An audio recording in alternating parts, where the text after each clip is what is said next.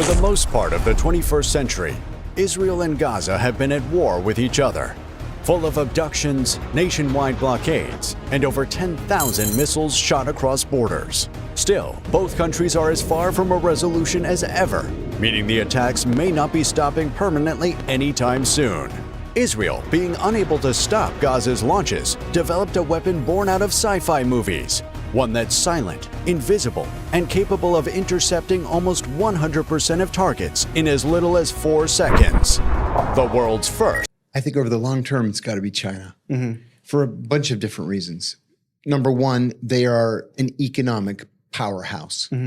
There's no stopping them for a couple of reasons. One, we spend all our money on defense. Our defense budget is a little bit more than $1 trillion right now. That's bigger than the next 8 largest countries combined because we've taken on this role as the world's policeman. So the Chinese aren't spending that kind of money on defense. Instead, they spend it on development. And they go around the world and they buy airports and ports and they build interstate highway systems and they build hospitals and they build bridges and they instill this goodwill toward China from the locals in these different countries. It's called in part the Belt and Road Initiative. And, you know, we send battleships around the world and threaten people to do what we want or what some of our friends want. And the Chinese just sit back and wait for us to destroy ourselves. That's one thing. The second reason the Chinese are, I think, our most serious threat is that they're very, very good spies. Whether it's stealing intellectual property to make knockoffs of important brands, or it is stealing technology, which they do each and every day all across the United States. They collect this information right under our noses, and there's almost nothing we can do about it. I've been studying a lot of how they're progressing, just what the state of their manufacturing is, how competitive it is. And I guess I was thinking a lot about, I've been focusing a lot of attention on Israel lately. They've just been there's only so many issues you can focus on at once. And to me, what they're doing in the West Bank, what they've done in Gaza, and how they're influencing American politics, I spent a lot of time thinking about Israel, but I thought maybe, is it possible that I'm over-focusing on them? You're not over-focusing. This is a problem with American foreign policy right now, is it's not really American foreign policy. In many cases, it's Israeli foreign policy that's been imposed on the United States. For example, Iran is not a direct threat to the United States. It's just not. Even if the Iranians had a nuclear weapon, which they don't, we know that because the CIA has told us in 2 different national intelligence estimates that the Iranians not only don't have a nuclear bomb, they don't have a nuclear weapons program. So why would we want to bomb Iran? Why would we send 2 carrier battle groups to the Persian Gulf? Because the Israelis asked us to. Well, as we speak right now, Trump has sent a beautiful armada to surround Iran. I thought that the attack would have already happened by now. Some of the reports that I read said that it was imminent. What's your pulse on the situation right now? We cannot launch an attack on a country of 92 million people with 1 aircraft carrier battle group. 1 aircraft carrier battle group is the carrier itself and the planes on the carrier and 11 support ships. You can't overthrow a country of 92 million people with that. So we've sent a second carrier battle group. Well, we haven't even sent it. The president's thinking about sending it. It's off the coast of Norfolk, Virginia right now. It would take weeks to get there. And third, you know, we've got our own Arab allies, Egypt, Saudi Arabia, Jordan, Oman, begging us not to do this. So we had the first round of talks with the Iranians hosted by the Omani government last week. Just the first round. We did not meet directly with the Iranians. We were in one room. The Iranians were in another room, and the Omani foreign minister was just shuttling between the 2 rooms. Why do you think it was set up like that? Because we refused to meet directly with the Iranians. Because? That's just the policy. Do you think that's because of Israeli influence? Absolutely, 100%. And the guy is in town right now, Benjamin Netanyahu. He's been prolifically visiting the White House. I guess a lot of people around the country. Let me interrupt you. Yeah. You're right.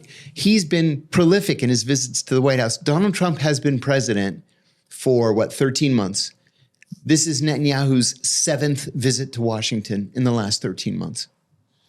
Which goes back to my point. Like, why Iran is no threat to us. It's a threat to Israel, maybe, but maybe it's because Israel's a threat to Iran. So why do we have to go talk to the Iranians and say no nuclear program, no missile program whatsoever, which is ludicrous. No country on earth would agree to something like that. And you're not allowed to support your friends and allies in the region. Yemen, Hezbollah, whomever else, Hamas, whomever. Why would we carry Israel's water like that? Why don't the Israelis do it? Well, Israel supported us a lot in the past. They had a lot of troops come fight for us in Afghanistan. Exactly. Right? Yeah. Because they're our greatest ally. Right. So what is it though? I mean, because it's almost like politicians are afraid to talk about it. I was just in a lot of senators and Congress people's offices, and they can talk about the Epstein files. They can talk about what's going on overseas. But the second you mention the Israel connection, all of a sudden they have this way of kind of jumping around that. What do you make of that kind of behavior? Well, look at Senator Tom Cotton, the senator from Arkansas, who's always rumored to be in the hunt for Secretary of State or CIA director or director of national intelligence. He has the Israeli flag outside his office door. Why? A lot of them do. Well, what's their loyalty? Are they loyal to the United States or are they loyal to another power, a foreign power? Because we talked with Eric Swalwell, who will likely be the California governor. He had an Israeli flag outside of his door. Outrageous. We just presented Debbie Wasserman with the hedge fund award because she's outtraded hedge funds. So we brought a plaque to her office today. That's awesome. She had an Israeli flag outside her door. And I think it's pretty obvious that if you quantify it like this, if any other country, if Chinese flags are planted outside of a lot of politicians' doors, if Russia, any one of those countries, you would say it's pretty easy to say that that is one, weird, and two, it's weird. Concerning. But Josh Shapiro, the governor of Pennsylvania, served in the military, the Israeli military, not the American military. So is he loyal to Israel or is he loyal to the United States? Because you can't be completely loyal to both. There's going to have to be a departure. Have you done much diving into the Epstein files recently? Yeah, I have. And I think I found something that nobody else found. Barack Obama's White House counsel, the most important lawyer in America when you're White House counsel, is a woman named Catherine Rumler. She's now the general counsel for Goldman Sachs. Pretty serious position. She was very, very close to Jeffrey Epstein, emailing constantly back and forth. She emailed him one day, and this is revealed in the latest tranche, and she said, John Brennan, the director of the CIA, gave me the CIA's highest honor this morning. Pretty neat, huh? And then there were a couple of other cases where she wrote to Epstein saying, you're going to be in Washington next Tuesday, right? How about if I set up a meeting with John Brennan? He would love you. Did he? Was there contact between Jeffrey Epstein and John Brennan? Because John Brennan's not talking. And we know that there are still 3 million more documents that have not yet been released. And of the ones that haven't been deleted, possibly. Yeah, right. Permanently. We're just supposed to take their words for it. So one thing is, I think we can hyper-focus on some parts of the files where there's sex trafficking going on, the billionaires are doing things with kids. But I think if we zoom out, there's arms deals, there's definitely collaborations across intelligence. And that's the theme that I think everybody should be focusing on. I've been saying for years, Jeffrey Epstein was an Israeli access agent. I'm 100% certain that I was right. Why not KGB, CIA, or a mixture? And that's what I'm getting to. With this next tranche, this second tranche of 3 million, it actually was like 2.7 million documents. It was clear that Epstein was trying to work for the CIA and may have done something with the CIA. We don't know yet. But you didn't authorize that, did you? I would have put a bullet in his brain if it had been up to me. But he was also working with MI5 and MI6 in the UK, possibly the Germans, and definitely the Israelis. And then he tried repeatedly to get a one-on-one meeting with Vladimir Putin. He was denied repeatedly. And finally, they offered up a meeting with Putin and 3 other people. And he said, no, he wanted just Putin himself one-on-one. And the Russians walked away from it. So it looks like he was trying to be some sort of an intelligence broker. Where to the highest bidder, Yeah, he gives the scoop. that's right. But I guess, can you dive into the Israeli connections? Because when I asked Congress people this today and yesterday. Yeah, they run screaming from the room. Oh, like I didn't see that in the files, No, but of what I course did not. see was Trump. So they kind of would turn it into a Democrat versus Republican thing rather than. And it's not. They're both corrupt. Both parties are corrupt. Both parties should be ashamed of themselves. They all knew exactly who Jeffrey Epstein was. And I don't want to hear, I'm not a Democrat or a Republican, but I don't want to hear the Democrats crowing that Donald Trump appeared in the Epstein files 3,800 times. How many times did Bill Clinton appear in the Epstein files? Probably more than Donald Trump. This is not a partisan issue. This is an issue of the elites being corrupt and jumping into bed, no pun intended, with a convicted child molester. So I want to hear this from the perspective of an intelligence operator.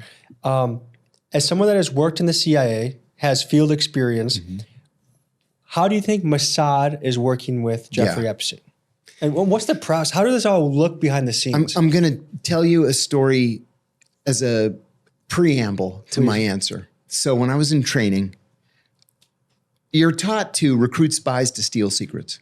At its most elemental, that's what espionage is. It's recruiting spies to steal secrets. One of my instructors told me that every case officer, every operations officer who's starting out fantasizes about recruiting, the prime minister of a country or a guy who becomes the prime minister. And sometimes that happens, usually not. But he said, sometimes you have to look beyond the obvious. And he said the best recruitment that he ever made was of a copy machine repairman. And I laughed when he said it. And he said, hear me out. Everybody wants to recruit the prime minister. I recruited the copy machine repairman who fixed the copier in the prime minister's office. And so we waited until it needed servicing. And when it needed servicing, he went in there to service it, and he installed a device so that every time somebody made a copy on the machine, it would transmit a copy to CIA headquarters. He said, I essentially did recruit the prime minister because we got literally everything that the prime minister got. Well, if you're the Israeli intelligence service, the Mossad, you're not going to recruit Bill Clinton or Bill Gates or Prince Andrew or any of these other, giants of Western politics. So you do the next best thing. You recruit the guy who has access to them, and you give him plenty of money. So he has his own island. He has the widest townhouse in Manhattan. He throws the most lavish parties. And while you're at it, have him add some 14, 15, 16-year-old girls to the mix who can give massages to these broken down old men, plenty of alcohol. And then you put hidden cameras and hidden microphones in every single room, including the bathrooms, which we now know is what he did. So you don't need to recruit Bill Clinton or Bill Gates. You essentially have recruited them in that everything that you might need, you can get from Epstein. That's what Epstein did. I saw a recent drop that, we've known for months now that Ed Barak we kind of had a monthly check-in with Epstein at his Manhattan place, but then also a spy by the name of Yoni Koren. Are you familiar with this? I don't know him. He also would pay visits. And so I guess it seems like the Israeli ties are pretty firm. I mean, he also introduced Benjamin Netanyahu to Chase Bank for relations. But how do you conclude, what are the other details you say that makes it conclusively Mossad? And also, how do you think they approached him? How do you think they worked with him? How does that look from an intelligence operator perspective? Well, the circumstantial evidence is convincing. Peter Mandelson, the former British ambassador to the United States, who claimed at first that he had never met Epstein. Then he said, well, yeah, I may have met him once. I think it was at a party. And then was shown a picture of himself in his underwear with a 16-year-old girl on Epstein's island. Said, okay, all right, you got me. All right. We know that Mandelson gave Epstein classified documents from the UK's defense ministry. We learned just a few days ago that former Prince Andrew also gave Epstein classified documents from the defense ministry.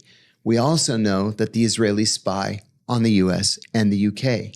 So why would Epstein be collecting classified defense documents? The last time an Israeli spy in the United States was caught was Jonathan Pollard, right? Jonathan Pollard ended up getting 30 years in prison, of which he did all 30 years. What was he spying on? He was spying on the Pentagon, and he was passing DOD, top secret DOD information back to the Israelis. To make it worse, the Israelis, who have no love of the United States, then traded that information to the KGB in exchange for a plane load of Russian Jews being allowed to resettle as refugees in Israel. So this is exactly what the Israelis have collected through history. Why would today be any different? So if I'm Epstein and you're a Mossad agent, how does this process work? Oh, we know that he was in touch with so many people in so many different places. That would be the easy part. You know, you invite somebody over to your house, or you invite somebody to your mansion in Manhattan, or to your house in London, or New Mexico. New Mexico. He had this big spread. Invite them anywhere. Call it a, dinner party, or, a Super Bowl watch party. Call it whatever you want. Just pass the information. Now, if the Israelis wanted to be a little bit more clandestine about it, they could do what they do normally and have what's called non-personal communications. So let's say you've got a chest of drawers over here. Well, one of the drawers has a false back, and inside the false back is a transmitter. And then you can take pictures of the documents, feed it into the transmitter, and just have it do what's called a burst transmission. It just takes a fraction of a second, so it's almost impossible to intercept. That way you don't have to meet with anybody. So tell me more about the gadgets. And I'm just trying to picture the level of technology that the top spying agencies have at their fingertips. Like what is the technology that we are currently dealing with in that sphere? I'm going to tell you an introductory story there too. When I was a little kid, when I was 9 years old, I went to an auction with my dad, and there was a box. It was just a box full of junk that hadn't otherwise sold. They just put all the junk in the box, and my dad bid 50 cents. I still remember it. And he got it for 50 cents. And so it had a shortwave radio in it, and he just handed me the radio. That opened up an entire world to me. And I told him and my mother when I was 9 that I wanted to be a spy when I grew up, because I'm listening to Radio Moscow, Radio Havana, Cuba, BBC, transmissions from all over the world. Well, when you're slowly scrolling through the dial in the middle of the night, because it's hard to pick up stations during the day, every once in a while I would come upon a transmission, and it would be a man's voice just saying 8, 3, 6, 9, 1. And I'm like, what is this? Like, for years I thought, what was that? Just reading numbers. That was a spy reporting back to the KGB using something called a one-time pad. So the KGB knows that in your next transmission, you're going to use page, 165. So they're looking at 165, you're looking at 165, and each one of those numbers means a different letter. Meaning the same page of the same book you guys are looking at. Correct. To Kill a Mockingbird, page 165. They call it it's a one-time use pad. So once you've used page 165, you burn it, and you never use it again. It doesn't even exist anymore because you've burned it.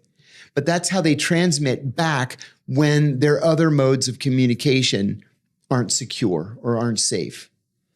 So if you don't need to use a one-time pad, and that was really a last resort, a one-time pad, you can use, as I said a moment ago, a burst transmission, where you feed everything into your transmitter, you hit a button, it bursts in its transmission, and they're able to pick it up on the other end and then decrypt it. There's kind of a famous spy. The Israelis, when Israel first became a country, there was an Egyptian Jew who left from Cairo and moved to, I think it was Haifa, And he volunteered to this new organization called Mossad. He's like, look, I'm ethnic Egyptian, but I'm Jewish. I speak fluent Arabic. They said, yeah, thanks. We're not interested. And he went back a couple of times and said, I really, really want to work for Mossad. I really want to work for Israel. Finally, they were like, okay. You can go to Damascus. We'll give you documents and you can pretend to be Syrian. So he was able to put on a Syrian accent, which is notably different from an Egyptian accent. So this guy was skilled. He was skilled. He was a barber, but he was self-skilled, self-taught. He ended up being named the Deputy Minister of Defense of Syria. And he gave the Israelis literally everything that the Syrians had, thus allowing the Israelis to defeat the Syrians in 1956, in 1967, in 1973, and take the Golan Heights and flatten half of Damascus. There are parks and streets named after him. There's a big statue of him now in Tel Aviv. I've seen it myself.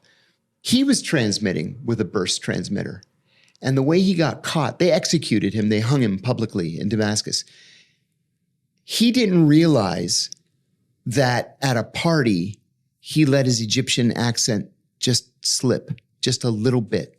And somebody that was at the party thought, I thought he was Syrian. That sounded like an Egyptian accent. And they told the Syrians, and the Syrians asked the KGB for help. And so there was a KGB electronic monitoring truck that was just driving around his neighborhood when he happened to hit the burst transmission button. And they got him.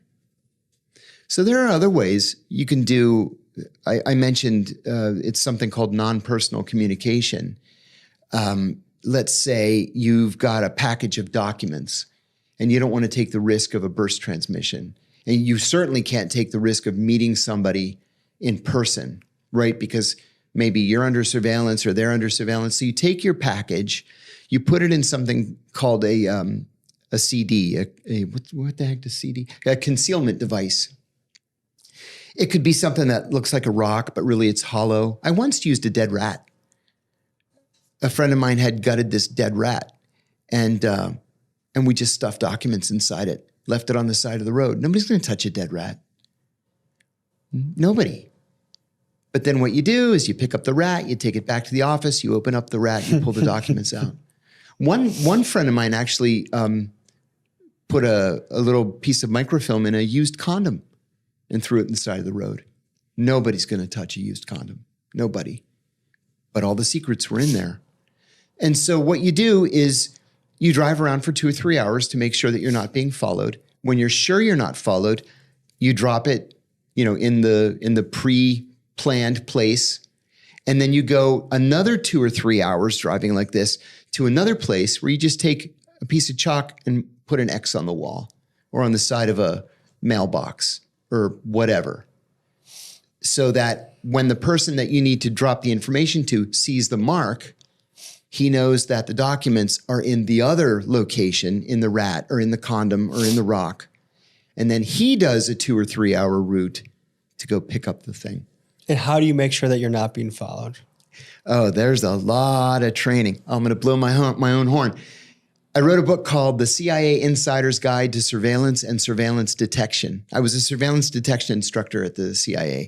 And then I do private surveillance training as well. If you're let's say you're a corporate CEO or a journalist for that matter, and you want to make sure that you're not being followed. Maybe it's carjackers or terrorists or the FBI for that matter. You want to make sure you're not being followed. So you do what's called a surveillance detection route, an SDR, in 4 phases. The first phase is called the red phase, right? So we're on a main street here in Washington, D.C. right now. That's called a red road. So if I go outside and I start walking down the street, it is utterly impossible for me to know if I'm being followed or not.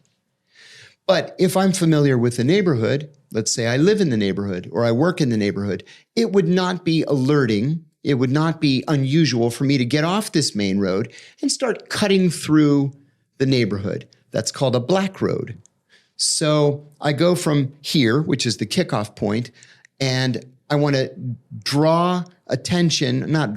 want to drag surveillance, let's say, if I have it, into the black area so I can spot them and make sure that I'm either clean, or we call it clean or dirty. You either have surveillance or you don't have surveillance.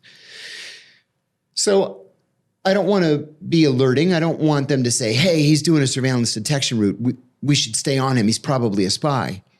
So I would cut through the neighborhood, come out on the other side, and pick up my dry cleaning, let's say. And they'd say, oh, that's why he was cutting through the neighborhood. He was just going to the dry cleaners.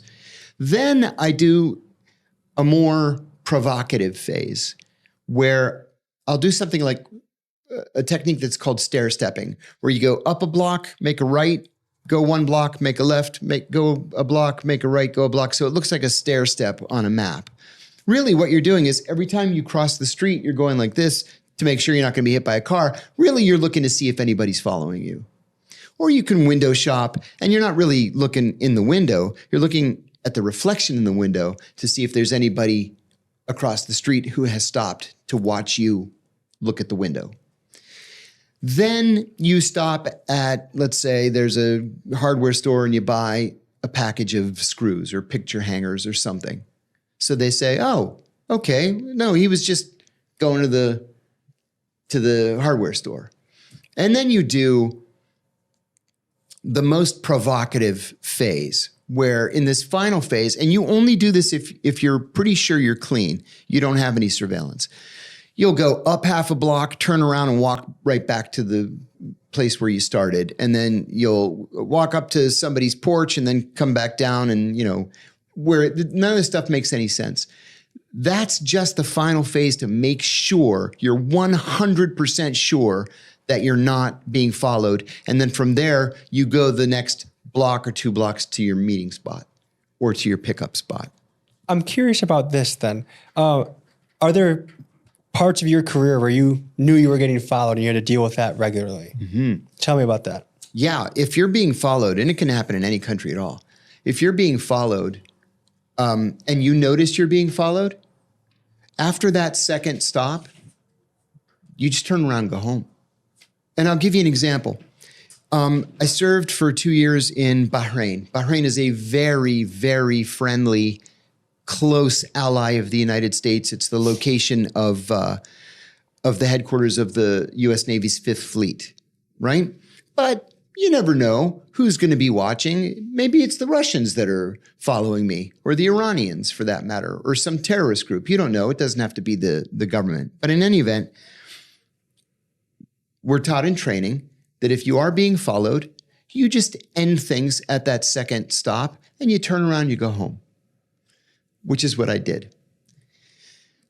A couple of weeks after I arrived in Bahrain, the political officer cycled out and a new political officer came in, and she was terrible. So she had come to Bahrain from Romania, and she had no experience in the Middle East. And so they didn't know if she was a legit State Department officer or not. And she was a legit State Department officer. But they put surveillance on her one night after work just to see what she was going to do. She immediately spotted the surveillance. So she came in the next morning and she said, have you been under surveillance since you were here? I said, once. They were just probably curious to see what I was going to do. And I went to the store and then I went home. But I've never been under surveillance since then. I said, how about you? She said, I was under surveillance last night. I said, yeah, what'd you do? She said, I took them on 100-mile-an-hour chase from one end of this country to the other. The whole country's like, 30 miles by 9 miles. It's a little teeny island. That's exactly what you're not supposed to do. Why is that? Because they immediately concluded that she was an undercover CIA officer, and they followed her every single day for the next 3 years. And then I was actually going out meeting, sensitive people because I was the human rights officer. So I was meeting with opposition figures. They never bothered me a single time.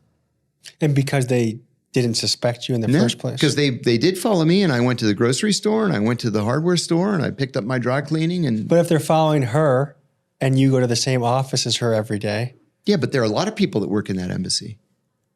100 people worked in that embassy. Can't follow 100 people. And you're not going to follow the admin officer. You're not going to follow the ambassador. Everything he does is on the front page of the paper anyway. So you're going to see who's working for him. What year was your last year in the field, or I guess in the CIA? My last year in the CIA and the field was 2004. Okay. So what was the level of technology then? What were some of the devices or things that would... Oh, it's a totally different world now. Some of it's classified. It's a totally, completely different world now. Technology just improves exponentially. When I was there, one of the things that was a surprise to me was that most of the technology that we used, like in operations, we would just buy commercially. Like today you can get most of it on Amazon. Little listening devices and little hidden cameras. They make cameras like this big now. Really? Oh, yeah. Because I've been trying to investigate different churches and cults and try and go in there with hidden cameras. Yeah. I have to ask your recommendation after this. The camera pen. Yeah, they're all different kinds of things. You can buy beacons, tracking devices, all kinds of stuff online. But my bosses told me at the time that it's so much faster, easier, and cheaper just to buy it commercially than it is to reinvent the wheel. There used to be this store in London called the Spy Shop.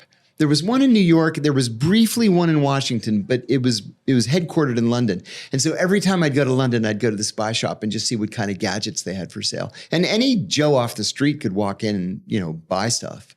Who was the primary buyer from that shop? Was it regular citizens for fun?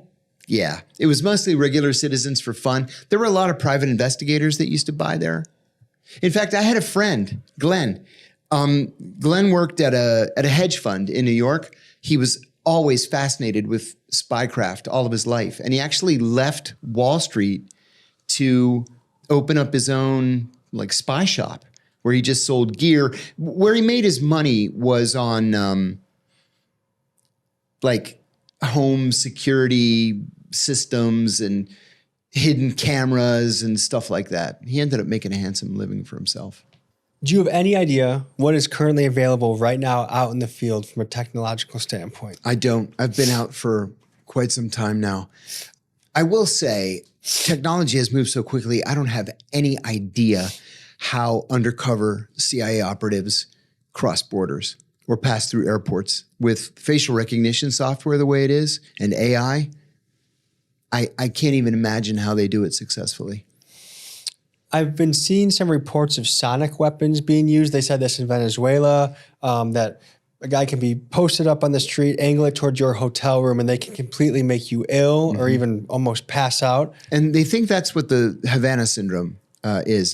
For a long time, I'll admit to you that I thought these reports of Havana syndrome were manifestations of mental illness. Right? Listen, not a single day goes by, literally, that people don't email me that the CIA is beaming waves at their heads and communicating with them through fillings in their teeth and put a chip in their brains. You have a lot of schizophrenics emailing you? There are a lot of mentally ill people out there. In fact, I did a contract with the American Psychological Association about 10 years ago.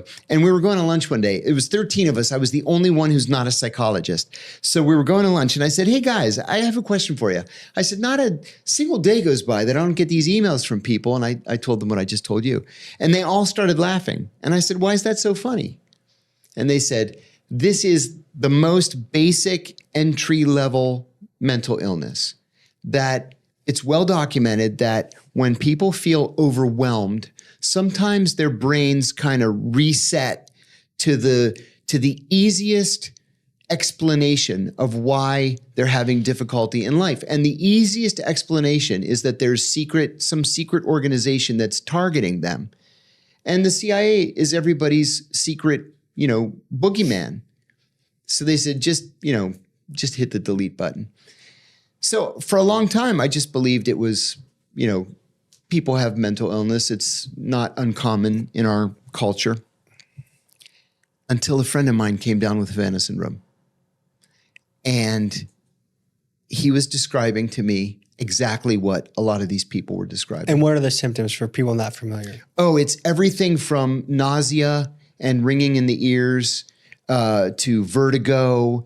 And in his case, he actually had an MRI which showed a traumatic brain injury. And this is off of just potentially one beam of this weapon. He said he remembers where he was standing when he first felt it. He was outside in front of the Russian Foreign Ministry. He had just come out after a meeting, and he just felt like something just hit him. And he wanted to throw up. He wanted to pass out. He kind of stumbled away, got in a taxi, was able to go back to his house. But his MRI showed a traumatic brain injury. I happened to be in Havana when this thing first started.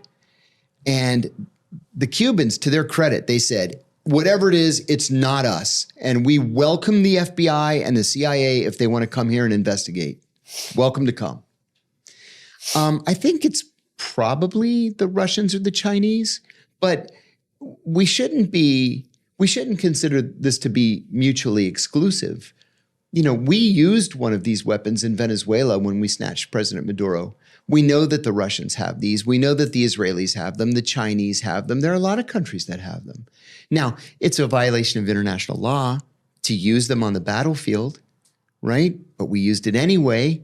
And that's why we didn't have a single casualty from the night that we snatched Maduro, even though we killed 80 people. We killed 45 Venezuelan soldiers and 35 Cuban soldiers. Not a single U.S. casualty. And it's because we zapped them with this sound weapon, whatever it was, and just incapacitated them. It's kind of terrifying. It is. And to think that's just the tip of the iceberg of what is out there in the world of spycraft. Well, there was DARPA, the Defense Advanced Research Planning Agency, whatever it's called. They're the ones that are doing like the 20 years ahead of time tech experimenting. When I was still at the agency, DARPA had developed this laser that could blind soldiers on the battlefield, with the idea being it's more humane to blind them than to kill them. It's a violation of the laws of war. You can't blind people. I mean, listen, it probably is better to blind them than to kill them, but we're going to have to renegotiate some of these international treaties because you can't do stuff like that. Is there someone within the agency that their sole job, and probably a whole team, is to innovate tech? Oh, yeah. Like in all the spy movies, like you go into this cool room and some like mad scientist is cooking up this thing that you attach to your trench coat and this kind of weapon. Yeah. Did you get to visit some of those rooms? It's the Directorate of Science and Technology. So it's an entire directorate. It's one of the 4 directorates at the CIA. And a guy that I sat next to for years and is an old friend of mine is now the chief technological officer, the CTO at the CIA. You know, senior intelligence service level 4. He's really made it. But no, there's no room like in the James Bond movies where, you know, you just knock on Q's door and she lets you in and fits you with the latest, you know, miracle pen that shoots bullets and lasers and all kinds of stuff. No, what they'll do is if you need some of this tech in the field, you send a cable saying, this is the operation I'm doing. This is what I need. Can somebody fly out here and help me? And they'll fly out with a sealed diplomatic pouch with the gadgets in it. And then they'll demonstrate them and you pick whatever is most appropriate for what you want to accomplish. And did you go through an experience like that where you got to pick through gadgets? I was chief of counterterrorism operations in Pakistan after 9/11. And we were going after senior Al-Qaeda leaders. We knew that we could get them if they would just make one mistake, one electronic mistake. And so these 2 tech officers flew out with a bunch of gadgets. Nothing was exactly what I needed, and so they just created something from scratch. It took them about a week. Are you able to explain what this is? It was something called the magic box. And it allowed us to zero in on a cell phone signal. The problem was that the target would turn on his cell phone just long enough to listen to his voicemails, and then he would take the battery out in the days when you could take the battery out of your phone. And so it ended up not being helpful to us. And how often would you say just human skills of being in the right place at the right time, being observant, following up on leads, was that most of the job, and the tech was just a small little piece of it? Yeah, that's 90% plus of the job. Yeah. I think when people picture a CIA agent, they're picturing a Jason Bourne kind of character, karate chopping people in the neck. Is it a lot of boring field work? Oh my God, yes. I was just talking about this yesterday. There's a lot of hurry up and wait, like in the military. Surveillance, for example, there's nothing more boring than surveillance, where you might be sitting at a window looking at the apartment across the street for days. And I mean, like, you know, maybe somebody will relieve you after 6 hours, but you're just kind of just sitting there just looking at this apartment across the street. So do a lot of agents have back issues from all the sitting and just... A lot of CIA officers have mental illness from some of the things that they have to go through. Like, what would give them mental illness?